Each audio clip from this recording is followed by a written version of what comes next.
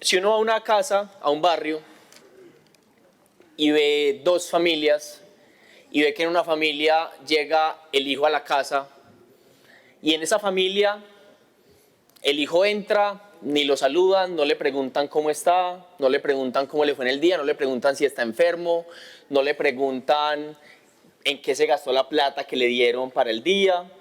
Entra el hijo así y sale de la casa al otro día por la mañana de la misma manera, mientras que en la otra familia el hijo llega a la casa y la mamá le pregunta cómo está, la mamá le pregunta si fue al médico, la mamá le pregunta en qué se gastó la mesada que le dio, la plata que le dio para el día, la mamá le pregunta si ya comió, la mamá le pregunta si tiene ropa adecuada. Uno se pregunta, ¿qué familia quiere más a cuál hijo? ¿La que no le pregunta nada o la familia que le pregunta cómo está, en qué se gastó la plata, si se aporrió jugando de pronto en la calle, cómo está vestido? Es fácil a nuestro entender general que la familia que más demuestra amor por el hijo es la familia que le pregunta cómo está, que le pregunta en qué se gastó la plata, que le pregunta cómo está vestido, que le pregunta qué tal estuvo su día. Por eso no podemos caer en esa retórica falsa de que hacerle control político a una institución es no quererla, porque solo quiere quien pregunta, solo quiere quien cuida, quien ante la muestra de unos fallos, de unos incidentes o accidentes en este caso, quiere que todo pase inadvertido y no hacer preguntas para mejorar, no quiere esa institución, como no quiere la familia al hijo, que después de verlo llegar a la casa, aporreado, no le pregunta ni qué le pasó. Eso no es querer, querer es preguntar, y por eso aquí estamos para querer al metro, que es defenderlo, que es construirlo, que es hacerle preguntas. Siguiente diapositiva, si me dan el aparatico este, por favor. Lo primero es realizar un balance de las preguntas y las respuestas.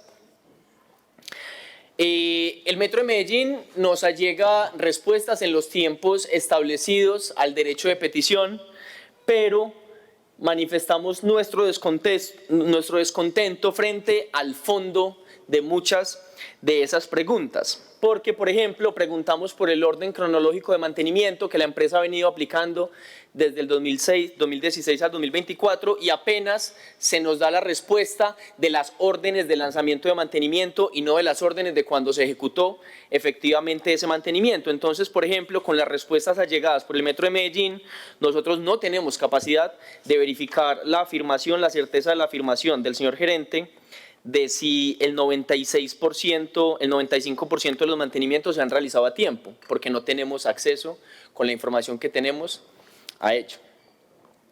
Saludando, se me olvidó, qué pena, es que entramos después del receso, saludando también me disculpa que no lo saluda, al señor gerente Tomás Elejalde, a todo el equipo del Metro, al equipo de la administración, a María Clara, con quien hemos estado conversando mucho, a todo el equipo técnico del Metro y obviamente a los trabajadores del Metro y a los concejales también que aún hacen presencia, a los que les guste el saludo y a los que no les guste el saludo. Señor Narváez. Entonces, por ejemplo, no sabemos si toda la ejecución de las órdenes de mantenimiento se han realizado. Siguiente, por favor. En la segunda pregunta, describir de forma detallada una relación con la operación de sustitución, las especificaciones técnicas de las piezas fabricadas nacionalmente, sus proveedores, se nos allega en el momento de la respuesta, que insisto, fue en el tiempo adecuado, se nos allega un listado de 11 piezas homologadas, que son piezas que se están fabricando a nivel nacional por sustitución de importaciones, por industrialización nacional o por que los fabricantes internacionales nos colocan en una lista de espera y el Metro de Medellín no puede tener esa lista de espera. Se nos allega 11 piezas y apenas 4 días antes del debate se nos allega el total de las 850 piezas homologadas, que deben ser estudiadas de manera técnica y por tanto es una información que nos es desbordante, tan poquitos días antes del debate. Adicionalmente, el listado de 3.146 proveedores, el maestro de proveedores del Metro de Medellín solo fue allegado el sábado 16 de noviembre a las 5:38 p.m., 2 días antes del debate, siendo importante indicar que hay inconsistencias en este archivo con relación a algunas de las fichas de homologación adjuntas según el estudio que hemos realizado. Hoy no presentaremos un estudio a suficiente profundidad sobre las piezas homologadas y sobre los contratos, apenas algunos atisbos, porque la información se nos allegó no en debida forma. Y le hacemos un llamado al Metro de Medellín para que sea, por favor, más respetuoso con este recinto en la profundidad de las respuestas con base a todo lo que fue solicitado. Siguiente. Lo segundo es indicar que según estadísticas del Metro de Medellín, las tenemos acá, ¿quiénes viajan en el Metro de Medellín? Alrededor del 86.7% de la población que viaja en el Metro de Medellín es estratos 1, 2 y 3, o sea, la población trabajadora de la ciudad de Medellín, y ahí lo vemos, estrato 1, 2 y 3, y trabajador, empleado independiente, estudiante. El 82% de la población, siguiente por favor, que viaja en el Metro de Medellín tiene educación primaria, secundaria, técnica o tecnológica.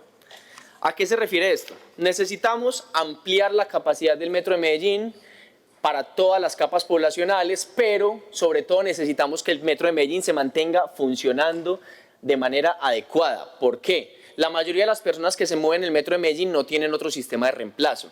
Y antes los que tienen otro sistema de reemplazo, sea el carro, sea la moto, necesitamos traerlos al Metro de Medellín como sistema público multimodal, pero necesariamente requerimos que el Metro de Medellín funcione de manera adecuada por la población que allí se moviliza. También tenemos que el principal motivo del viaje es trabajo o negocio y el segundo motivo, estudio.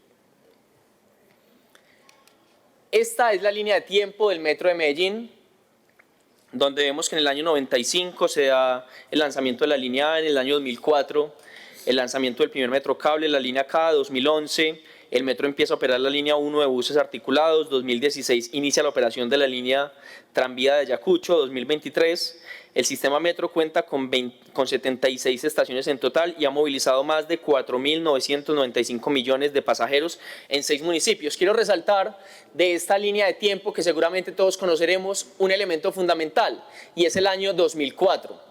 El 7 de agosto del año 2004 entra en operación la línea K, el cual no solo es el primer metrocable de la ciudad de Medellín, sino que es el primer metrocable del mundo.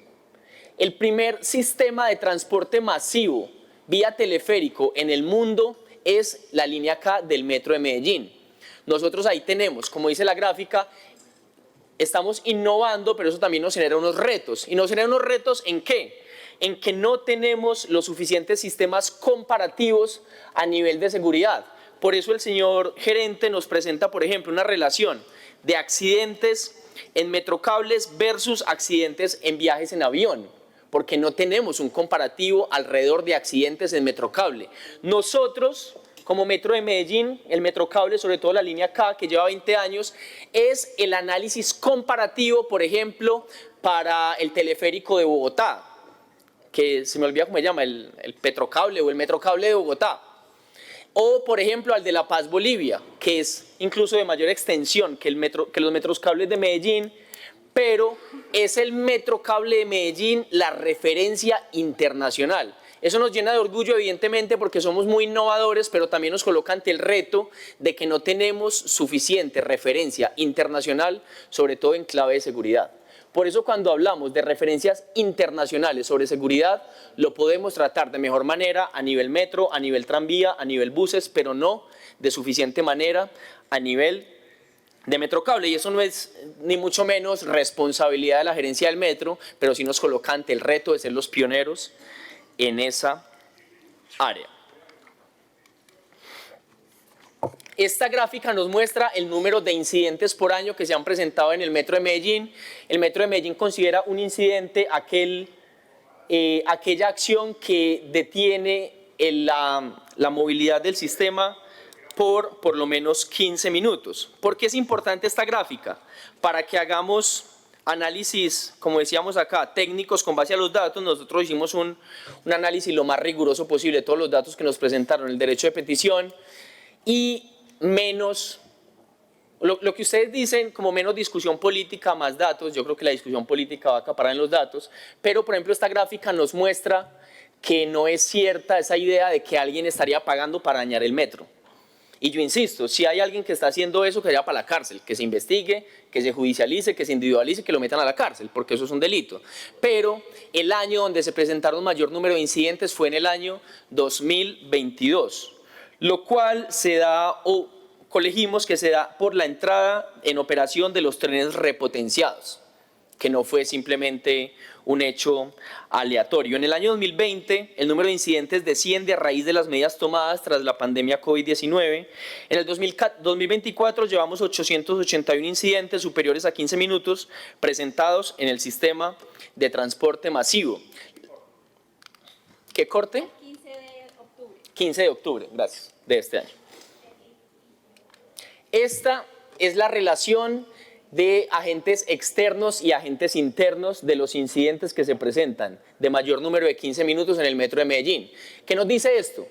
Solo el 10% de los incidentes se presentan por fallos en elementos internos del metro de Medellín y el 90% por fallos en elementos externos o por acciones externas. No es que frente a las externas no tengamos capacidad de acción, porque por ejemplo las externas en el tranvía, muchas de ellas son por las personas que transitan en la vía del tranvía, las externas en el metro, lo de las catenarias, por elementos asociados al clima, por elementos asociados a la lluviosidad, a los truenos y demás, frente a las cuales el sistema de transporte, que hace 20 años caían rayos, como caen rayos en este momento, pues tiene que irse adaptando.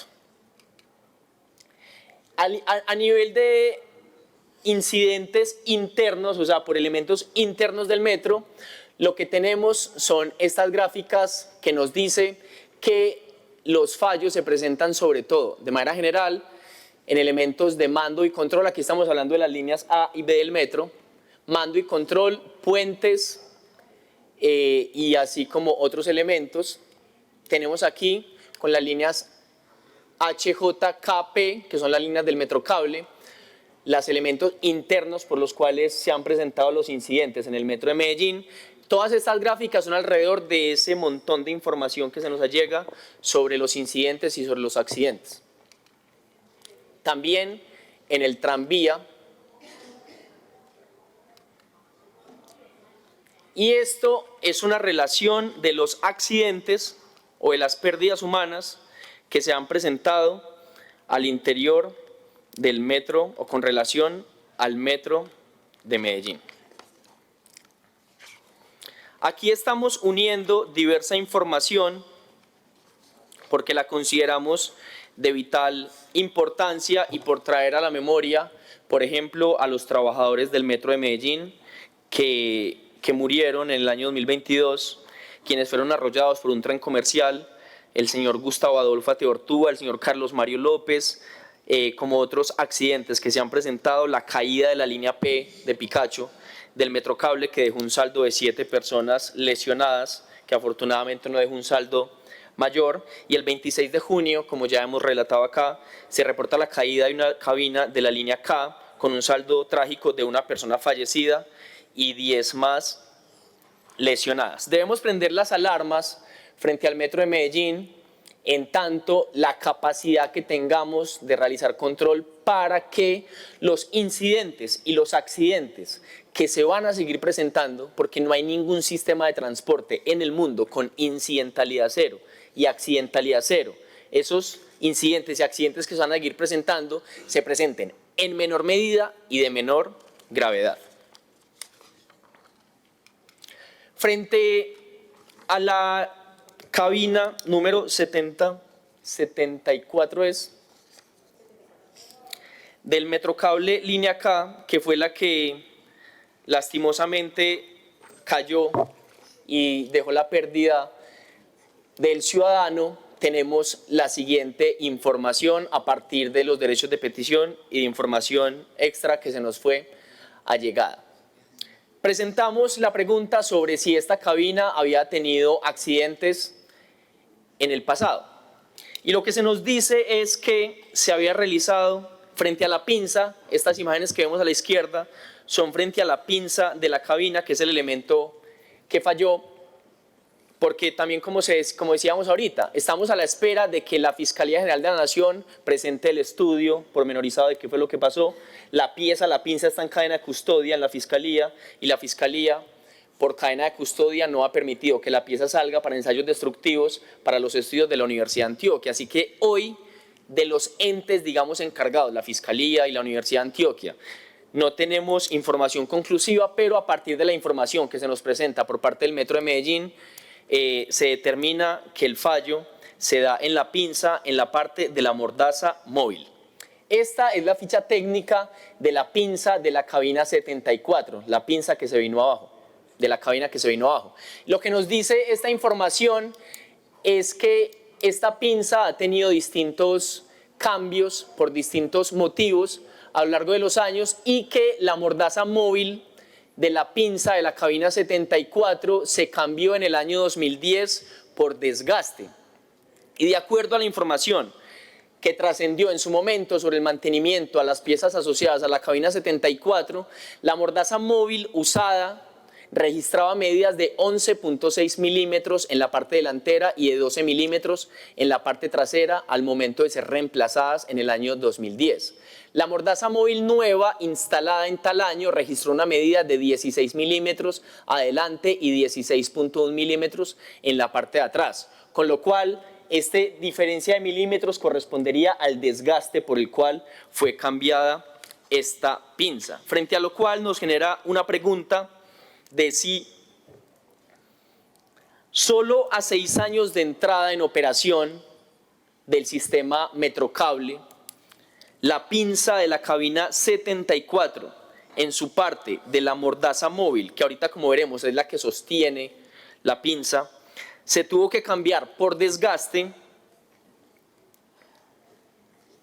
¿Por qué esa misma pinza de esa misma cabina se mantuvo 14 años con mayor desgaste? ¿Por qué mayor desgaste? Porque el flujo poblacional que se mueve por el Metrocable, como por el tranvía, como por todos los sistemas que existían en ese momento, es mayor en el 2024, en el 2015, en el 2017 que en el 2010. Y la información que tenemos a la mano es que esta mordaza móvil de la pinza de la cabina 74 fue reemplazada en el año 2010 con motivo de desgaste, pero se mantuvo, insisto, 14 años después, esta nueva reemplazada aún con mayor desgaste. ¿Qué nos permite leer eso? Nos permite decir dos cosas. Encontramos por lo menos preocupante el hecho de que ese cambio se haya presentado a los 6 años y que se mantenga 14 años después. La información la conocemos únicamente de la cabina 74. En buena medida, a las demás cabinas se les ha hecho el cambio también de la pinza. Pero encontramos también preocupante el hecho de que en algún momento se haya insinuado en este recinto que la caída de la cabina se presentó como una anormalidad, una excepcionalidad. La pinza que se rompió en la parte de la mordaza móvil no lo hizo de manera excepcional, porque se desgastó 14 años después de su uso, cuando anteriormente se había cambiado 6 años después de su uso. Anormalidad sería que se hubiera desgastado al año, a los 2 años, a los 6 meses. 14 años con mayor uso no es ni mucho menos una anormalidad. ¿Cuál ha sido el mantenimiento de la telecabina involucrada en el accidente del 26 de junio del año 2024?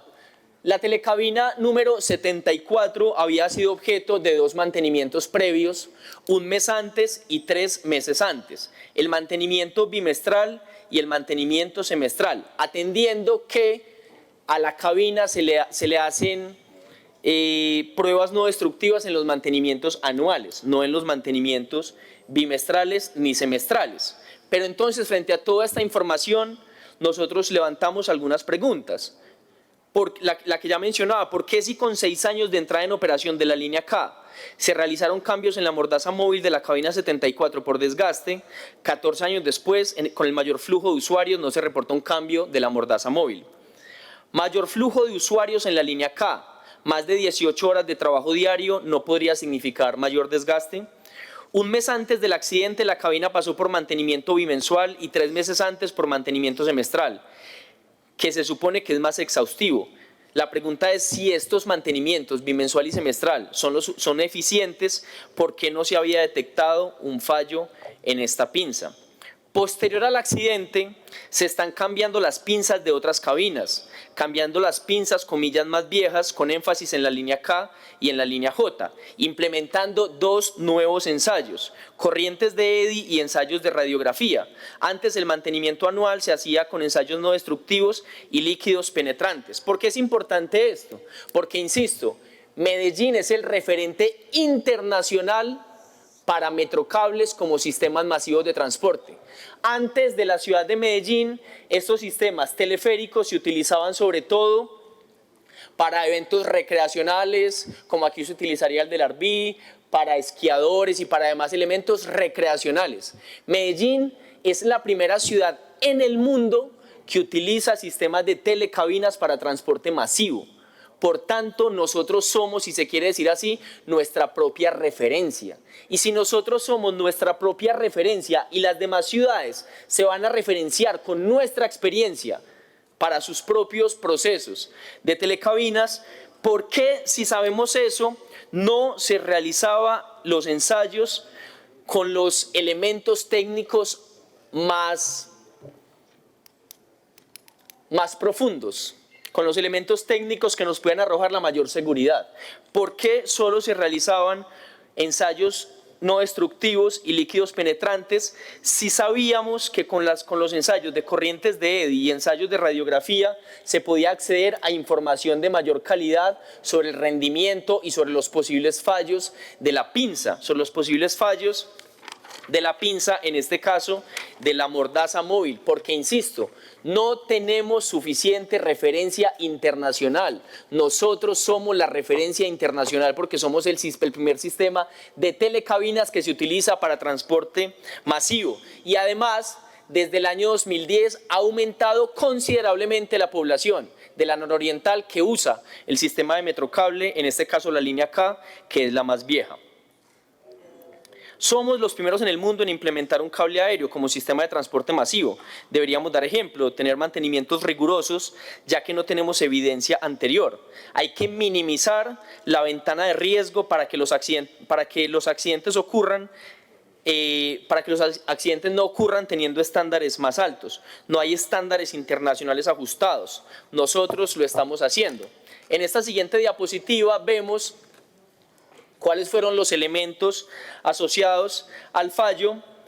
Se nos indica en la respuesta que aparentemente es la mordaza móvil la pieza que falla al interior de la pinza, que vemos aquí en la imagen en la línea roja, que es la que sostiene la pinza y sostiene la cabina, por lo cual es de vital importancia realizarle los mantenimientos más rigurosos posibles, porque, insisto, somos nuestra propia referencia. Esta gráfica nos muestra cuáles son las piezas que más fallan en la operación de los metrocables. Y si vemos abajo, la línea K, que es la que, insisto, por ser la más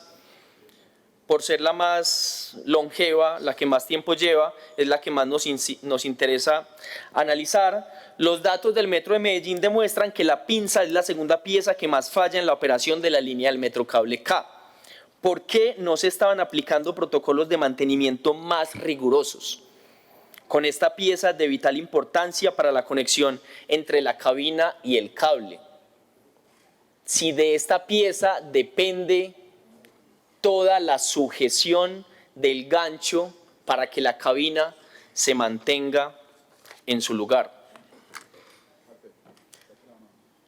Frente a las operaciones de mantenimiento y toda la información que se nos allega, nosotros la procesamos y realizamos estas gráficas frente a las cuales tenemos algunas consideraciones. Frecuencias de lanzamiento de operaciones de mantenimiento, menos de 3.000 a 5.000, modo 2016, modo 2024, llegamos a 20.000. O sea, entre los años hasta el año 2016 teníamos de 3.000 a 5.000 modos de mantenimiento y en el año 2024 estamos llegando a 20.000 modos de mantenimiento. Eso no es ni positivo ni negativo, eso hay que analizarlo con base a qué tipo de mantenimientos, sobre todo porque el Metro de Medellín realiza el RCM2, que es un modo de mantenimiento preventivo y predictivo para disminuir los correctivos y los de emergencia, lo cual plantea un mantenimiento más constante, más riguroso en las diferentes esferas del Metro de Medellín, siendo positivo, pero aumentando también el número de mantenimientos. Reconocemos como un logro del sistema tener una metodología más exhaustiva de mantenimiento como la RCM2. El aumento sostenido de operaciones de mantenimiento en los modos metro y cable son indicativos del reto técnico creciente derivado de operar equipos e infraestructura con diversos grados de antigüedad, que hablan de la necesidad de su repotenciación y eventualmente de su reposición.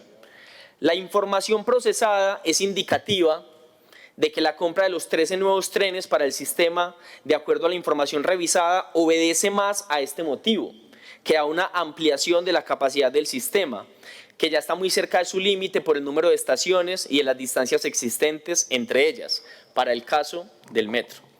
Evidenciamos una coincidencia llamativa en el número de mantenimientos en trenes y cables en los últimos 3 años, ya que nos entregan un valor similar. Solicito por favor una verificación de los datos o en su defecto una explicación, porque se nos dice que en trenes como cables en los últimos 3 años han hecho año tras año el mismo número de mantenimientos. Unos son como 10.200, tanto para trenes como para cables. Quisiéramos que se nos aclarara si es información errada, mal procesada o qué pasó con esta información. Elementos para un balance de las operaciones de mantenimiento. La línea azul son mantenimientos de emergencia y la línea naranja son mantenimientos no programados. El nuevo sistema de medición, el RCM2, entró en vigencia en el año 2016. Aquí vemos un proceso de aprendizaje que luego los mantenimientos de emergencia bajan. Es una buena noticia que a raíz del mayor número de mantenimientos preventivos, los mantenimientos de emergencia bajen. Pero progresivamente están aumentando los mantenimientos no programados. En la línea naranja son elementos de mantenimientos no programados. Frente al metrocable, que es arriba a la izquierda, reconocemos la complejidad de la operación de los metrocables, particularmente de la línea K. Se ha identificado que el suministro de piezas y la realización de operaciones de mantenimiento a cargo de Poma Colombia, subsidiaria del fabricante original de las cabinas, podría estar sometido a presiones por la disponibilidad y oportunidad de entrega de piezas. ¿Aumentó en este tiempo la sustitución de piezas? ¿Puede mejorarse mediante procesos de negociación con el proveedor una mayor disponibilidad de piezas para el mantenimiento del metrocable? Es necesario revisar cómo está marchando la relación con el proveedor original de los equipos y sus partes, la firma francesa Poma, y en paralelo el balance del proceso de sustitución de piezas por proveedores nacionales. Mientras el mantenimiento de emergencia parece haber entrado en control a partir del año 2021 en Metrocables, ya se advertía de un aumento importante de los mantenimientos no programados desde ese mismo año, indicativo de la necesidad de las intervenciones más estructurales sobre el modo. La pregunta es, ¿pudo haberse evitado el accidente del 26 de junio y evitarse otros nuevos mediante una revisión de acciones de fondo que permitan estabilizar el modo cable y gestionar de mejor modo sus componentes dada la alta carga de pasajeros que soporta?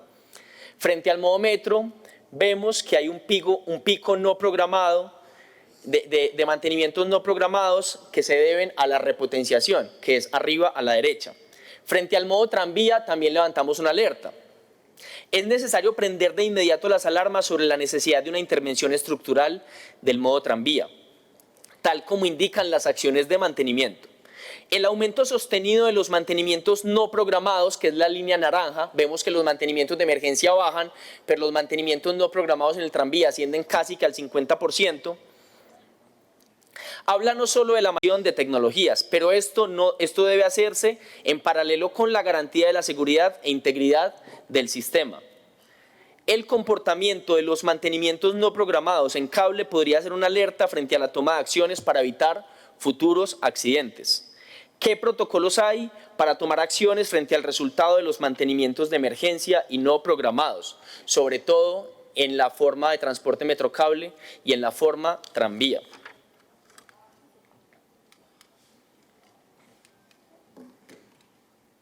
Listo. Esta es una gráfica que la pueden consultar después, donde estoy repitiendo la información que acabo de dar. Desde esta curul nos ponemos en disposición para establecer comunicaciones que lleven acercamientos comerciales entre el Gobierno Nacional a través del Ministerio de Industria, Comercio y Turismo y proveedores originales para que se garantice la venta de piezas que se requieren en operación de los diferentes sistemas, tal cual se lo manifestamos al señor gerente, o conversaciones con el Gobierno Nacional en todas las áreas que sean necesarias para mejorar el sistema. Al sistema metro no le conviene que lo metan en medio de una trifulca política. El metro necesita funcionar hoy y necesita funcionar en 4 años y en 8 años y en 12 años y en 16. Necesitamos un sistema metro público, un sistema metro confiable, un sistema metro seguro, y para eso debe haber un correcto diálogo entre todos los actores políticos. Me coloco a disposición si la empresa lo considera para adelantar todas las conversaciones que se requieran en esa área.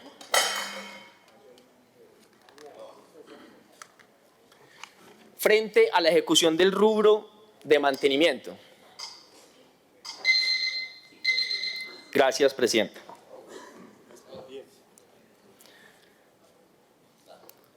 Es importante aclarar que el presupuesto ejecutado para los mantenimientos del sistema metro siempre ha estado por debajo del proyectado. Sin embargo, no hay información que fundamente esta subejecución. Así, para este año la proyección que hizo el mantenimiento fue de 229.267 millones de pesos y lo que lleva de ejecución es 193.618 millones de pesos, que es la cifra que el gerente del metro ha indicado en su exposición. Pero los datos nos muestran que siempre, año tras año, ha habido una subejecución de los presupuestos de mantenimiento. En todo este mes que hemos estado discutiendo sobre presupuestos, hay muchos aprendizajes y uno de ellos es que un presupuesto es correcto, es viable cuando ni se sobreejecuta ni se subejecuta.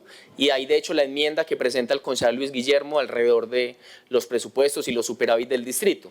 No nos parece o no vemos con buenos ojos el hecho de que año tras año el presupuesto de mantenimiento se esté subejecutando, algunos años incluso por debajo del 60%. Quisiéramos que por parte de la gerencia del metro se nos diera explicación al respecto. Sobre el balance de contratación, como les decía, se nos allegó de manera tardía muchísima información sobre las empresas con las cuales el Metro de Medellín realiza contratación. Si bien al realizar la revisión de los contratos que suministra el Metro en el anexo 19, no se encuentran antecedentes disciplinarios ni fiscales con las empresas que el Metro está contratando, lo cual consideramos que es un buen síntoma, le preguntamos a la gerencia del Metro lo siguiente: ¿cuántos procesos contractuales se han visto incursos en las causales de inhabilidad o incompatibilidad consagradas en los artículos 127, 129 y 355 de la Constitución Política, así como los artículos 8, 9 y 10 de la Ley 80 del 93? El artículo 18 de la Ley 1150 del 2007, el artículo 5 de la Ley 828 del 2003 y la Ley 1952 del 2018. ¿Cuántos procesos contractuales han sido desvirtuados en razón a un posible conflicto de interés o por presunta implicación en el boletín de responsabilidad fiscal? Artículo 60 de la Ley 610 del 2000. ¿Cuántos procesos contractuales han sido desvirtuados en razón a posibles prácticas contrarias a la libre competencia, prácticas colusorias, tales como las contenidas en el decreto 2153 del 92 y demás normas aplicables?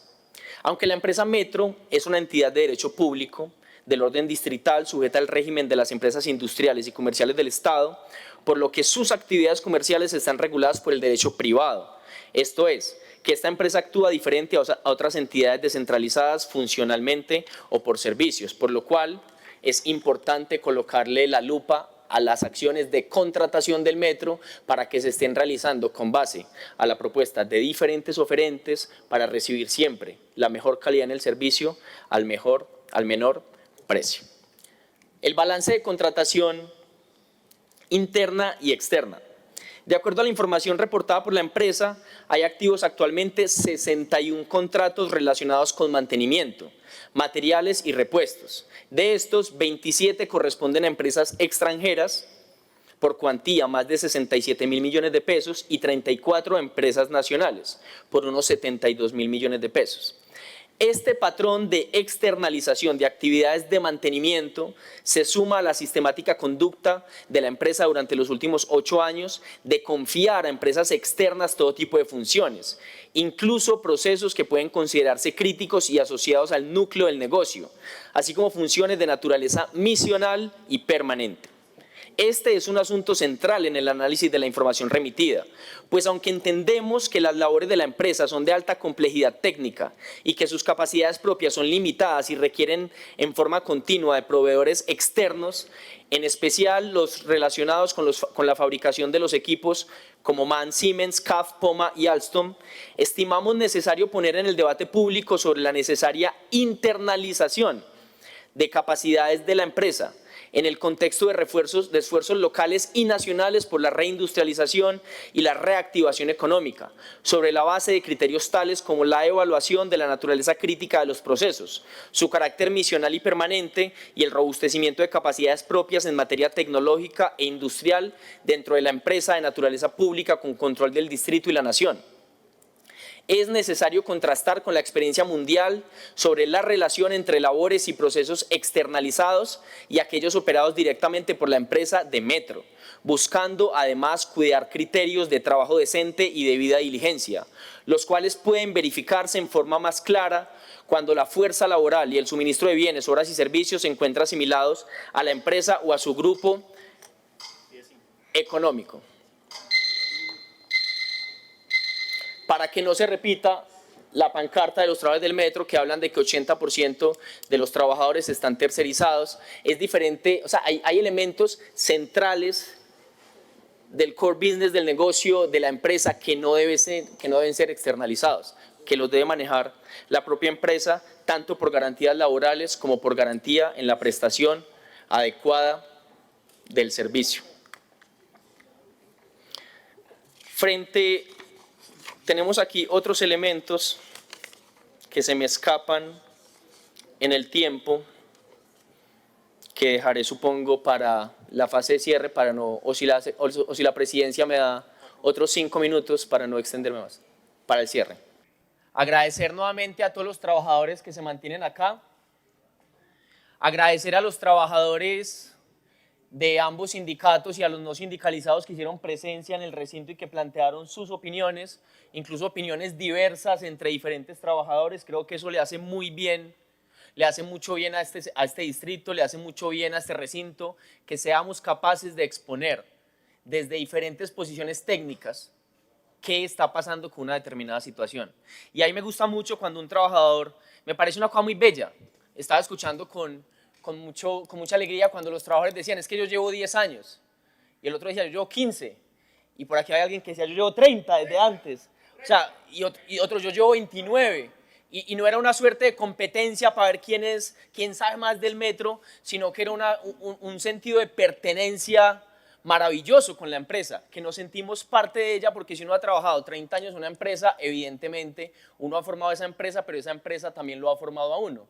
Y es de esa misma lógica, el metro ha formado Medellín. Medellín hoy sería otra, creo yo, mucho peor sin el metro, muchísimo peor. Por todo lo que sucede alrededor de elementos centrales como la cultura metro, como el transporte. ¿Qué sería hoy de Medellín sin la empresa de transporte metro? ¿Qué sería hoy de Medellín sin el metro? Medellín ha formado el metro y el metro ha formado Medellín. Somos hoy dos cosas imbricadas. Así que un abrazo y felicitaciones para los trabajadores. Yo me uno a la consigna del sindicato Sintrametro cuando nos plantea que queremos una empresa metro pública, segura y accesible.